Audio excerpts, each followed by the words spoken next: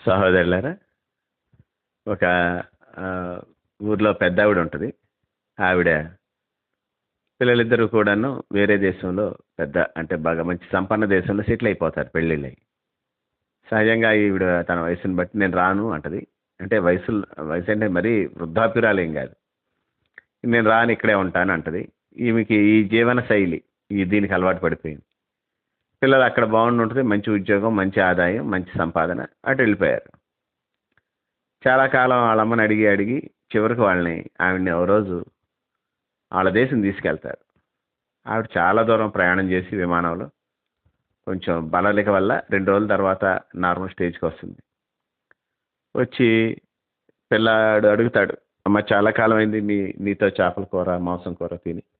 కొంచెం వండమ్మా" అని అడుగుతాడు. ఆమె ఆళ్ళ కోడల్ని అడుగుతుంది, "అమ్మ కొంచెం నాకది తెచ్చిపెట్టు మార్కెట్ నుంచి." అంటే మార్కెట్ నుంచి ఎత్తే అత్తయ్య ఇక్కడే ఉంటాయి మన ఇంట్లోనే ఉంటాయని. ఆమె తెసి ఫ్రిడ్జ్‌లో నుంచి తీస్తది.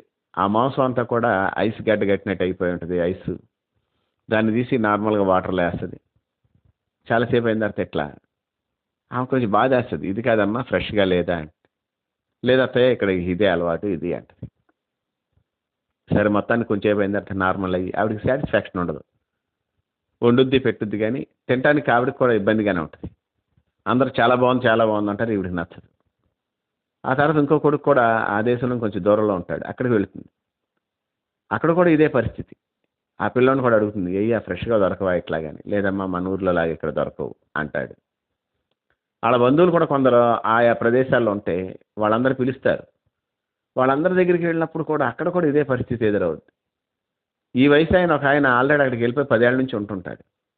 ఆయన్ని అడుగుద్ది, "అన్నయ్య గారు మీరు ఇట్లాగా ఎలాగంటే" "లేదమ్మా ఇక ఇక్కడ ఇంతే. అలాగే అలవాటయిపోయిందమ్మా నాకు" అని చెప్తాడు. సహోదరులారా, ఆ దేశ పరిస్థితిని బట్టి అట్లా అలవాటయింది. మన దేశ పరిస్థితిని బట్టి మనకిట్లా అలవాటయింది. అయితే ఈవిడికి అది ఇష్టపడలా. అలా ఎందుకుండాలి అనుకుందో ఏదో మొత్తానికి 2, 3 నెలల తర్వాత మళ్ళీ సహజంగా వచ్చేస్తది. ఇక మళ్ళీ ఎప్పుడు వెళ్ళదక్కడికి. సహోదరులారా, చాలా సార్లు మనము ఒక జీవన విధానానికి అలవాటు పడిపోయినప్పుడు అది మనకు తప్పుగా అనిపించదు. కానీ దేవుడు మనం తప్పు చేస్తున్నామా లేదా? మనం ఎంతవరకు ఆయనతో ఉన్నాం అనే విషయాల్ని చూసుకుంటూ, మనం ఆయనతోనే సదాకాలం ఉండటానికి సరిపడా తర్ఫీదుని మనకిస్తూ, మనల్ని తన వైపు తిప్పుకుంటూ ఉంటాడు. అట్టి కనికరం గల దేవునికి మన ప్రభువు రక్షకుడైన యేసుక్రీస్తు వారి పుణ్యనామంలో స్తుతులు, స్తోత్రాలు, వందనాలు, కృతజ్ఞతాస్తుతులు చెల్లిస్తున్నాను. ఆయన ఘనమైన నామాన్ని బట్టి భూమి మీద విస్తరిస్తూ వర్ధిల్లుచున్న మీకు కూడా క్రీస్తు వారి పుణ్యనామంలో శుభములు, వందనములు తెలియజేసుకుంటున్నాను. సహోదరులారా, స్నేహితులారా మీరందరూ క్షేమంగా ఉన్నారు గదా! మరొక రోజు మీతో కలిసి దేవుని వాక్యం ధ్యానం చేయడానికి ప్రభు మనకిచ్చిన కృపను బట్టి ప్రభువునందు ఆనందిస్తూ, స్తుతిస్తూ నేటి వాక్య ధ్యానాన్ని మత్తయి సువార్త 24వ అధ్యాయం 12వ వాక్యం నుండి ధ్యానం చేస్తాం. మత్తయి సువార్త 24వ అధ్యాయం 12వ వచనం. అక్రమము విస్తరించుట చేత అనేకుల ప్రేమ చల్లారును. అక్రమము విస్తరించుట చేత అనేకుల ప్రేమ చల్లారును. సహోదరులారా, ఈ వాక్యం శిష్యులు యేసుప్రభు ఏకాంతంగా మాట్లాడుకున్న మాటల్లో ఆ సంభాషణలో దొరికినటువంటి ఒక మాట ఈ మాట. ఆయన మత్తయి సువార్త 24వ అధ్యాయంలో ఆ ఒలివ అనేటువంటి కొండ మీదకి వెళ్తాడు. వెళ్ళినప్పుడు శిష్యులు ఆయన దగ్గరికి ఏకాంతంగా ఉండి private meeting, not personal meeting. ఆయనతో మాట్లాడుతూ నీ రాకడానికి సూచనలు ఏంటి, నువ్వు ఎప్పుడు వస్తావు, ఇవన్నీ అడుగుతారు. అడిగినప్పుడు ఆయన చెప్పిన మాటల్లో ఒక మాట ఇది. యేసు ప్రభు వారు వచ్చేటప్పటికి సంఘం చాలా వరకు కూడా చల్లారిన స్థితి ఉంటుంది అనేది ఒక మాట చెప్తున్నారంట. ఇంకొకళ్ళు ఏమంటున్నారంటే సంఘం అసలుకి చతికిల పడిపోద్ది అంటున్నారు. సంఘం అనేది మనకు కనిపించేది వేరు, దేవునికి కనిపించేది వేరు. సహజంగా ఒకసారి ఒక చిన్న ఇన్సిడెంట్ నేను మీతో చెప్తాను. ఒక ఆయనకి కొంచెం ఆయన డయాబెటిక్, షుగర్ పేషెంట్ అంటారు కదా అది. ఆయన కాలుకు చిన్న గాయం అయింది. దానివల్ల కొంచెం అది గాయం తగ్గట్లేదు చాలా రోజుల నుంచి. ఏదో మెడిసిన్స్ వాడుతున్నాడు. ఆ గాయం పెరగట్లేదు కానీ తగ్గట్లేదు కూడా. నా మాట మీకు అర్థమైందండి? గాయం పెరగట్లేదు, అట్ ద సేమ్ టైం మానిపోవట్లేదు, తగ్గను కూడా తగ్గట్లేదు. కొన్నాళ్ళ తర్వాత ఇదో మనకు తెలుసు కదా, మెడికల్ షాప్ మందులు, ఆర్ఎంపీ మందులు, వీధిలో డాక్టర్ మందు, ఊళ్ళో డాక్టర్ మందు, ఇవన్నీ అయిపోయిన తర్వాత తగ్గదు. అప్పుడు కొంచెం భయం వేస్తుంది, 4-5 నెలలు అయింది ఇదేంటి తగ్గట్లేదని. అప్పుడు వెళ్తాం. అప్పుడు వెళ్ళినప్పుడు ఆ డాక్టర్స్ వాళ్ళు చూసేమన్నారంటే, ఈ గాయం కొంచెం ఇబ్బందికరమైన గాయం మీకు అన్నారు. అని కొంచెం సర్జరీ చేయాల్సి వస్తుందంటే కంగారు పడతారు, ఆ చుట్టూ ఉన్న కండంతా కోసేస్తారేమని. తాపీగా డాక్టర్లు ఏం చెప్తారంటే, వేలుకు తగిలిన దెబ్బకి మోకాల వరకు కాలు తీసేయాలని చెప్తారు. వీళ్ళు చాలా కంగారు పడతారు, అదేంటి వేలికే కదా గాయం ఉందని. కానీ లోపల మోకాల వరకు దెబ్బతింది. మీ అందరికీ తెలిసిన ఇష్యూస్, చాలామంది చూసుంటారు కూడా ఇవి. మనకి గాయం కనిపించేది, కష్టంగా ఉండేది కొద్ది భాగమే, కానీ డాక్టర్ల దృష్టిలో వేరే విధంగా ఉంటుంది. అట్లాగే సంఘంలో కూడా అక్రమం విస్తరిస్తున్న విషయం మనకంతగా తెలియకపోవచ్చు, కానీ దేవుని దృష్టిలో తెలుస్తుంది. ఏకంగా సార్దీస్ సంఘానికి రాసినప్పుడు దేవుడు ఆయన అంటాడు, నువ్వు జీవించున్నావు అన్న మాట ఉంది కానీ మృతుడివే అన్నాడు. అంటే దానికి ఆ సంఘం యొక్క కాలో చెయ్యో ఏదో ఒక భాగం పాడవల, పూర్తిగా మొత్తం పాడైన స్థితే ఉంది. సంఘస్థుల దృష్టిలోనేమో మేము డేరింగ్ అండ్ డాషింగ్ సంఘాలు అనుకుంటుంటారు, దేవుని దృష్టిలో అది వేరు. వీళ్ళేమో మేము రివైవల్ అది ఇది అంటుంటారు, దేవుని దృష్టిలో అది రూయిన్, నాశనం అయిపోయింది. కాబట్టి ఎందుకు ఇట్లా జరుగుతుంది సంఘాల్లో అంటే, ఇక్కడే చాలా కీలకమైన మాట దేవుడు మాట్లాడాడు. అక్రమము విస్తరించేసింది అన్నాడు. అక్రమం అంటే క్రమం కానిది. క్రమం కానివి అనేకం ఉన్నాయి బైబిల్లో. అక్రమం విస్తరిస్తుంది అని. అసలు అక్రమం ఎందుకు విస్తరిస్తుంది? సపోజ్ మనలో మన మాట చూసాం, మన చేతి మీద ఏదైనా ఒక చిన్న వూండ్ వచ్చింది, లేదు ఒక చిన్న దద్దురు వచ్చింది. సరే చూసి ఊరుకున్నాం, 2వ రోజుకి ఆ దద్దురు డబుల్ అయింది, 3వ రోజుకి ఇంకా ఎక్కువైపోతుంది. అప్పుడు ఏం చేస్తాం మనం? అది అట్లా ఎక్స్పాండ్ అవ్వకుండా ఏదో మెడిసిన్ తీసేసుకుంటాం గబగబా వెళ్ళి. చేతుల మీద అయితే ఏదో కొంచెం ఫుల్ హ్యాండ్స్ షర్ట్ వేసుకొని కవర్ చేసుకుంటాం, మొహం మీద వస్తే అసలు ఎక్కడ దిక్కులేదు కదా. ఇంకా సహోదరులారా, దాన్ని అది విస్తరించకుండా ఆపుతాం. మరి సంఘాల్లో ఎందుకు విస్తరిస్తున్న పాస్టర్స్ కానీ విశ్వాసులు కానీ ఎందుకు గమనించట్లేదు దాన్ని? క్రమమైన జీవితం, ఆత్మానుసారముగా క్రమముగా నడుచుకునేవాళ్ళు వీళ్ళు అక్రమం అసలు విస్తరించిందని ఎందుకు గమనించారంటే, అక్రమం కామన్ అయిపోద్ది. ఇది మీరు గుర్తుంచుకోండి, అక్రమము చాలా కామన్ ఇష్యూ అయిపోద్ది ప్రపంచం మొత్తంలో కూడా. ఇది ఇది లేకుండా ఎట్లా, భలేవాడివే అన్నట్టు అక్రమము సంఘాల్లోకి చొచ్చుకొని వస్తుంది. అక్రమం అనేది చాలా చాలా కామన్, అంటే సాధారణం కాదు, సర్వసాధారణం అయిపోద్ది. చాలా విడ్డూరమైన సంఘటనలు నేను చూస్తుంటాను. ఒకసారి ట్రైన్లో వెళుతుంటే ముగ్గురు కూర్చున్నటువంటి సీట్స్లో ఇద్దరే కూర్చున్నారు, భార్యాభర్త. ఆ ఎదురుగుండా అవతల పక్క ఉన్న ఒక పిల్లాడుని తీసుకొని ఆ సీట్లో 4 కూర్చున్నారు. అంటే ముగ్గురు కూర్చొని పిల్లోడిని మెల్లగా మధ్యలో కూర్చోబెట్టుకుంటే ఈవిడ చాలా ప్రేమగా, ఆ బాబుని ఇటు పంపించండి మా దగ్గర కూర్చోబెట్టుకుంటా ఉంది. వాళ్ళు పంపించారు. ఆ బాబు కూర్చున్న దగ్గర కూడా చాలా ప్లేస్ ఉంది. ఈలోపు ఇంకొక ఆయన వచ్చి, పెద్ద ఆయన, కొంచెం బాబు నడు జరపండి కూర్చుంటాకి అన్నాడు. ఎక్కడ కూర్చుంటారని ఇంత తెల్లేసి, ముగ్గురు కూర్చుంటే కనపడతలేదా అని అరిసింది ఆమె. ఈవిడకి ప్రేమ కాదు, ఇంకోటి ఎవడో కూర్చోకుండా చిన్నపిల్లని కూర్చుంటే ఈవిడ ఫ్రీగా కూర్చోవచ్చు అని ఈవిడ ఆలోచన. ఇది సహోదరులారా సర్వసాధారణం అయిపోయినాయి. మీరు ఎప్పుడు చేసి ఉంటారేమో కానీ అట్లా చేసేవాళ్ళు చాలామంది ఉంటారు. మీరు కూడా అట్లా చేసే విధానం అయితే, లేదు కొందరు ట్రైన్ ఎక్కగానే పక్కన బ్యాగ్ పెడతారు, ఎవడో వచ్చి కూర్చుంటాడు అన్నట్టు. అసలు అది చాలా దరిద్రమైన విషయం.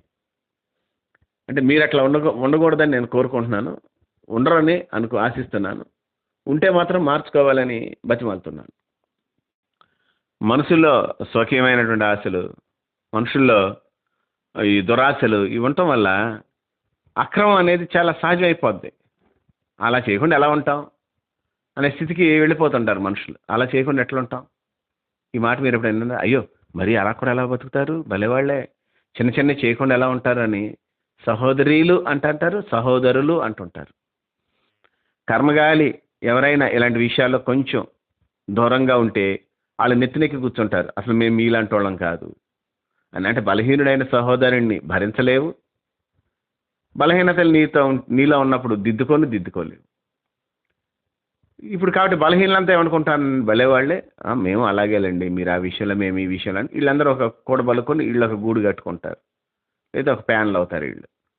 కొంచెం భక్తిగా ఉండి అంటే 100 అబద్ధాల్లో 100 పాపాల్లో 90 చేయరు వీళ్ళు, 10 చేస్తారు.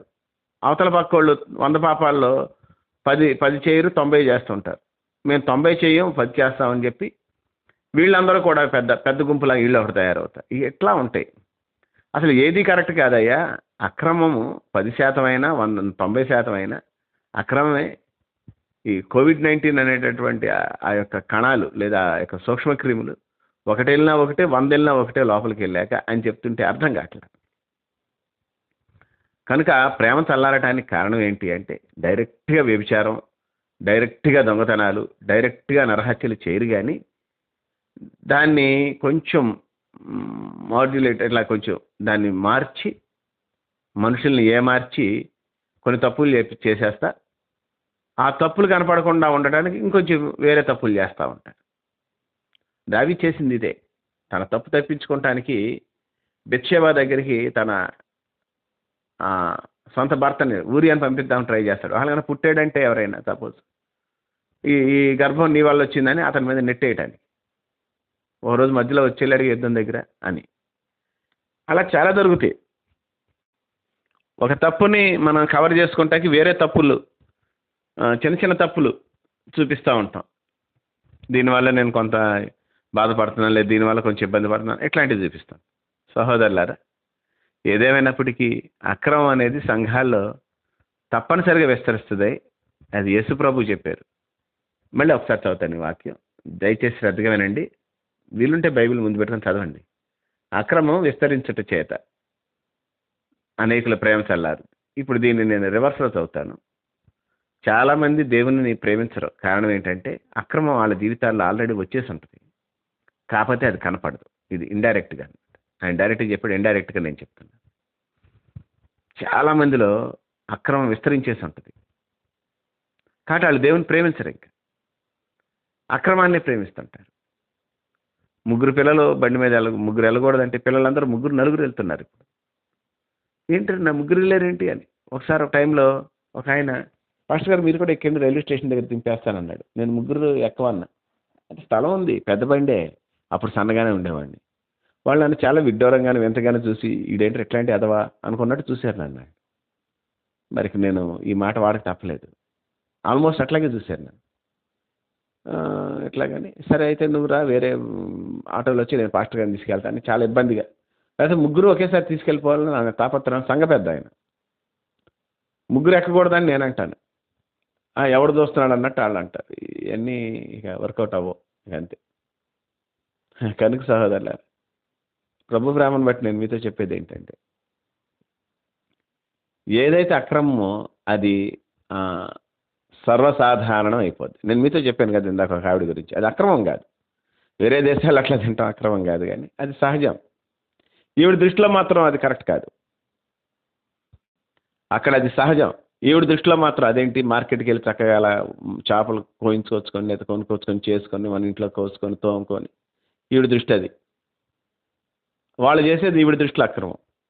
మన దృష్టిలో మనం ఏమి అక్రమం కాదు, భలే వాళ్ళు ఏ మాత్రం చేయకపోతే ఎట్లా అని మనం అనుకునేది దేవుని దృష్టిలో అక్రమం. కాబట్టి సర్వసాధారణమే ఇది అందరిలో అనుకుని ప్రజలందరూ కూడా ఒక విధమైన మబ్బులోనికి, ఒక విధమైన మైకంలోనికి వెళ్ళిపోతారు. ఇది ఎవరు చేయరు, ఏ సంఘంలో లేదు, ఇవి ఎట్లాంటి ఎవరి దగ్గర లేదు అన్నట్లు వెళ్తారు. ఇలా అక్రమం మెల్లగా విస్తరిస్తుంది. అంటే మనుషులందరి చేత కూడా యాక్సెప్ట్ చేయబడింది, దేవుడు యాక్సెప్ట్ చేయింది, మనుషులందరూ ఓకే అనేది సంఘాల్లోకి వచ్చి మెల్లగా విస్తరిస్తాయి. అప్పుడు ప్రేమ చల్లారుద్ది. ఆ ప్రేమ చల్లారినట్టు కూడా మనకు తెలియదు. చెప్పాను కదా, మోకాళ్ళ దాకా వెళ్ళిపోయిందండి అని డాక్టర్లు గుర్తుపట్టినట్టు మన నిలువెల్లా నిండిపోద్ది. అది తీర్పు దినాన తెలుస్తుంది. అటు తీర్పు దేవుడు దూరపరిచి తన కనికరంతో మనల్ని కట్టునుగాక. ప్రార్థన. మహాపరిశుద్ధుడు అయిన తండ్రి, ప్రేమ నమ్మకం గలవాడ, మీకే వందనాలు, స్తోత్రాలు, కృతజ్ఞతాస్తుతులు చెల్లిస్తున్నా. నీ కృపను బట్టి, మా జీవితాల్లో నేటి వరకు నువ్వు ఇచ్చిన నెమ్మదిని బట్టి, క్షేమాన్ని బట్టి, నీ కనికర తత్వాన్ని బట్టి నీకు స్తోత్రం. బలమైన దేవుడా, బలమైనటువంటి కార్యాలు చేస్తూ వచ్చారు. నీ నామహిమ వద్ద జీవించడానికి కావాల్సిన కృపనిచ్చారు. మేమేమై ఉన్నామో అది నీ కృప అని చెప్పి ఒప్పుకుంటున్నాను. అయ్యా, ఈ సమయంలో ప్రార్థన చేస్తున్నాం. మనుషులందరూ సహజమే అనుకునే విషయాలు మా దృష్టిలో సహజంగా ఉండకూడదు. మనుషులందరూ అబ్బే దాందే ఉందండి అనేది, అమ్మో అదా అనే భయం మాకు రావాలి. ఈ విషయాల్లో మీరు మాకు తోడైండి నడిపించండి. క్షేమాన్ని దయచేయండి. మంచి కాపరి నీకే వందనాలు, స్తోత్రాలు, కృతజ్ఞతాస్తుతులు చెల్లిస్తున్నాను. బలమైన దేవుడా, బలమైనటువంటి కార్యాలు చేయమని ప్రార్థన చేస్తున్నాను. బలమైన కార్యాలే చేయండి తండ్రి. నాయన, బలహీనతలకు దూరపరుచుకునే బలాన్ని మాకు దయచేయి. అట్టి బలంతో మమ్మల్ని, మా కుటుంబాల్ని, సంఘాల్ని నింపగలిగిన దేవుడాన్ని నమ్మి నేను స్తుతిస్తూ, ఘనత, మహిమ, ప్రభావములు యుగయుగములు మీకు ఆరోపిస్తూ, మా ప్రభువును రక్షకుడైన యేసుక్రీస్తు వారి పుణ్యనామం కృతజ్ఞతాస్తుతులు చెల్లించి వేడి బ్రతిమాలు కొంచున్నాము తండ్రి. Amen, amen, amen.